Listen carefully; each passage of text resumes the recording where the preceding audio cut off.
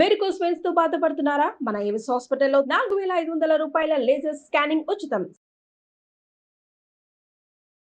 నమస్తే అమ్మా. నమస్తే తల్లి. అమ్మా, నాకు ఈ రోజు ఒక డౌట్ వచ్చింది. తల స్నానం చేసే పూజ చేయాలా? అంటే పూజ ప్రతిరోజు చేస్తాం కదా, మరి తల స్నానానికి కొన్ని రోజులే ఎందుకు పెట్టారు? ఫర్ ఎగ్జాంపుల్ ఇంకో విషయం కూడా ఇందులో, ఇప్పుడు సాయంకాలం గుడికి వెళ్దాం అనుకుంటాము, ఉదయాన్నే స్నానం అది చేసేస్తాము, మధ్యాహ్నం నిండుగా భోజనం చేస్తాం, బీట వెజ్ ఆర్ నాన్ వెజ్. అప్పుడు ఏంటి పరిస్థితి? గుడికి అసలు వెళ్ళకూడదు, అలాగా నిండుగా భోజనం చేసి వెజ్ అయినా నాన్ వెజ్ అయినా మళ్ళీ అప్పుడు తల స్నానం చేసి వెళ్ళాలా? అలాగా కమెంట్ బాక్స్ లో రకరకాల ప్రశ్నలు వస్తున్నాయి, అవన్నీ సేకరించాను, మీ ముందు పెట్టాను ఈరోజు. అసలు తల స్నానానికి అభ్యంగన స్నానానికి ఉన్న తేడా తెలియాలమ్మా. అభ్యంగన స్నానం అంటే నూనె రాచుకుని తలకి కుంకుడుకాయో షీకాయో ఈ రోజుల్లో ఏదో షాంపూనో పెట్టుకు రుద్దుకుంటారు.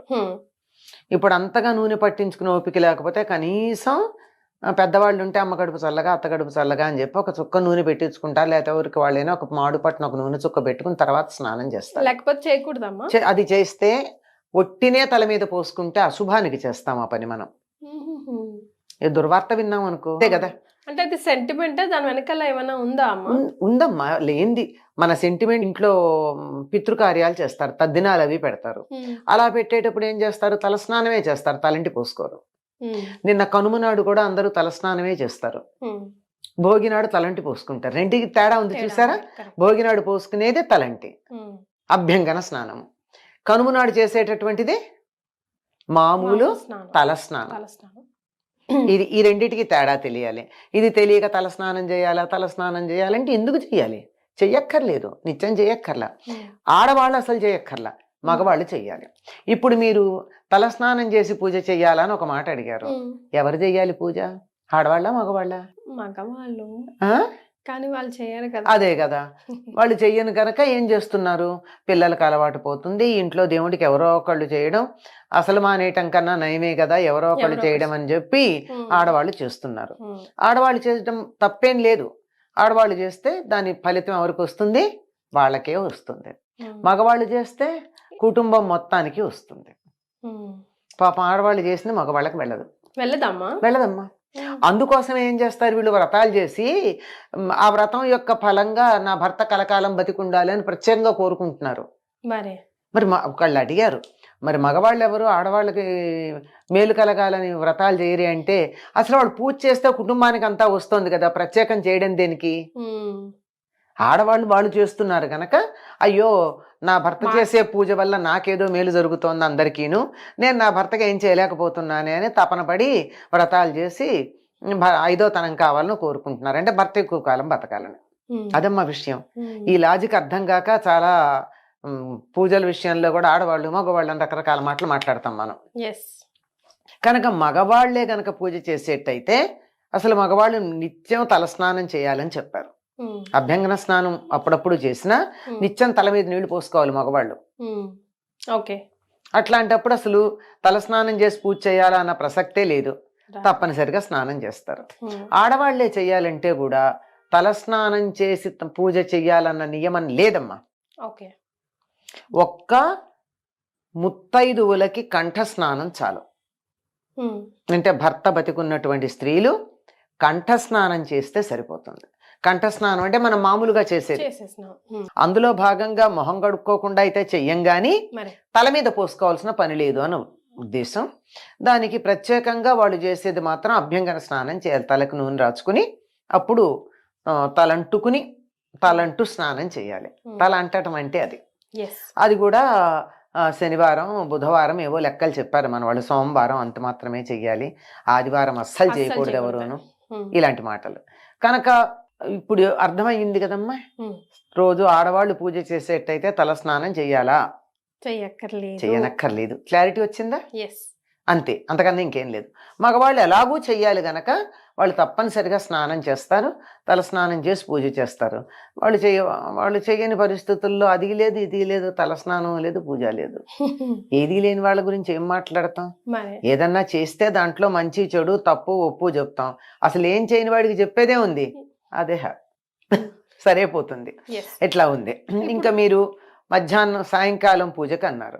సాయంకాలం పూజ పూజకి గుడికి ఆలయాన్ని గుడికి దర్శనం. వెళ్ళినప్పుడు హాయిగా కడుపు నిండా భోజనం చేసి పెడితే వెళ్ళొచ్చమ్మా, అందులో అనుమానం ఏం లేదు. కానీ మాంసాహారం తింటే అని అడిగారే, ఆ అడగడంలోనే తెలుస్తోంది కదా డౌట్ ఉందని. డౌట్ ఉందా?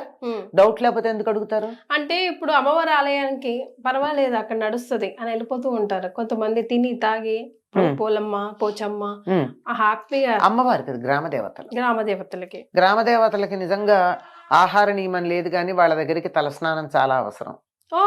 మీరు చూస్తారు కదా, గ్రామ దేవతల గుడికి వెళ్ళే వాళ్ళంతా తలస్నానం చేసి పెడుతూ ఉంటారా లేదా?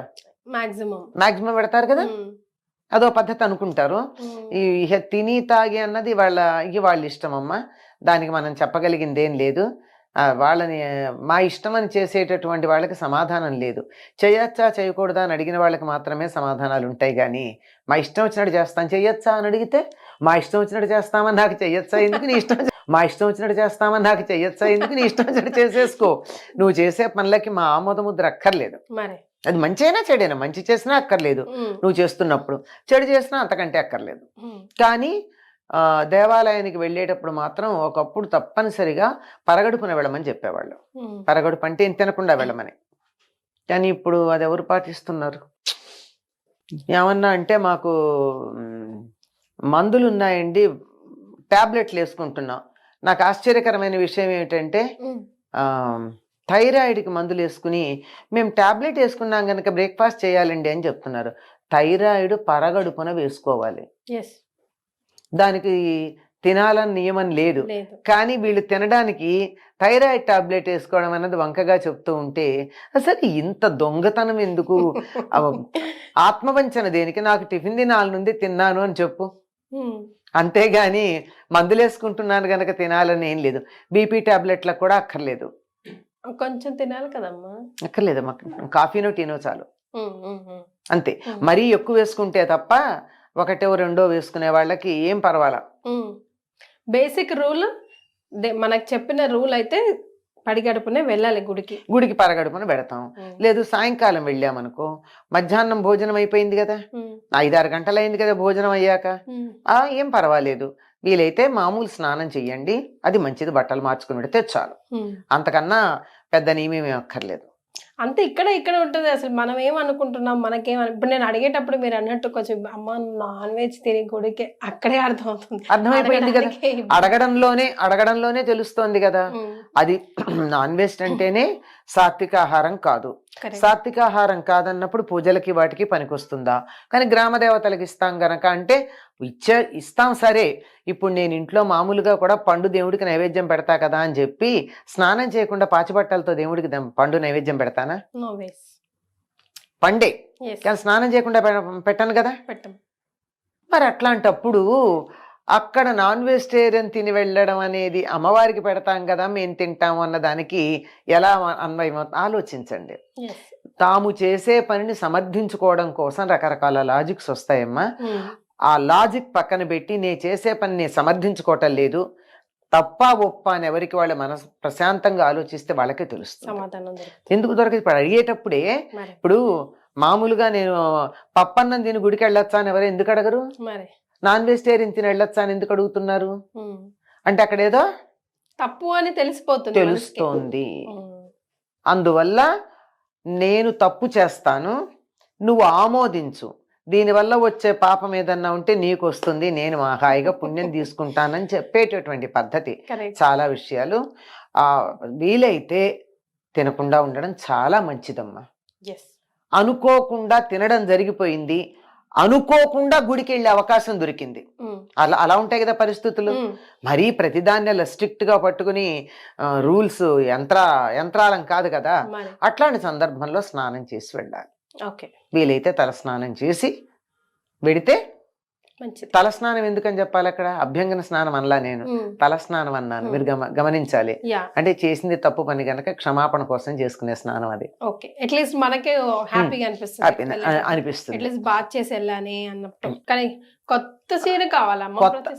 ప్రతిసారి అక్కర్లేదమ్మా.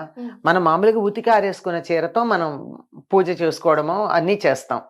పట్టు చీర కట్టుకున్నాం, పట్టు చీరతో గుడికి వెళ్ళాం, అనిపిస్తుంది కదా ఇంట్లో ఉన్న పాత చీర కాకుండా పట్టు చీర కట్టుకోవాలని. ఆ పట్టు చీర గుడికి వెళ్ళినా పూజ చేయాలన్నా దాంతో భోజనం చేయకుండా ఉన్నంత కాలం అది పనికొస్తుంది. ఒక్కసారి మీరు భోజనం చేశారంటే అది మళ్ళీ మనకి పూజకి పనికిరాదు. దీని వెనకాల లాజిక్ ఏముందమ్మా తెలీదు, కానీ భోజనం చేసామంటే ఒకటి ఆహారం తినడం అయిపోయింది కదా, అంచేత ఒక పూట ఎంగిలి పడ్డట్టు అయిపోతుంది అంతే, అంతకన్నా ఇంకేం కాదు. నాట్ రియలీ ఫ్రెష్ కాబట్టి మనం సాధారణంగా నాకు తెలిసి ఎవ్వరూ కూడా పట్టు చీరలు అవి కట్టుకుని కాలకృత్యాలకు వెళ్ళరు, మార్చుకుని ఎడతారు. అందువల్ల వాటికి దోషం లేదు. వాటితో గాని కాలకృత్యాలకు పెడితే ఉతకందే పనికిరాదు. అది కొత్త వాటి విషయంలో. పాతవైతే నేను నిన్న కట్టుకున్నాలే చాకలి తెచ్చింది మళ్ళీ ఇవాళ కట్టుకుంటానంటే కుదరదు. సో ఇలాంటి రూల్స్ కొన్ని పాటించి సింపుల్ అమ్మా. వాటి వెనకాల హైజీన్, అంతే, హైజీన్ తో పాటుగా క్యారీ అవుట్ అయ్యే నెగిటివిటీ, ఈ రెండింటిని దూరం పెట్టడం అంతే, అంతకన్నా ఈ రెండింటిని దూరం పెట్టడం అంతే, అంతకన్నా. థ్యాంక్ యూ సో మచ్ అమ్మా.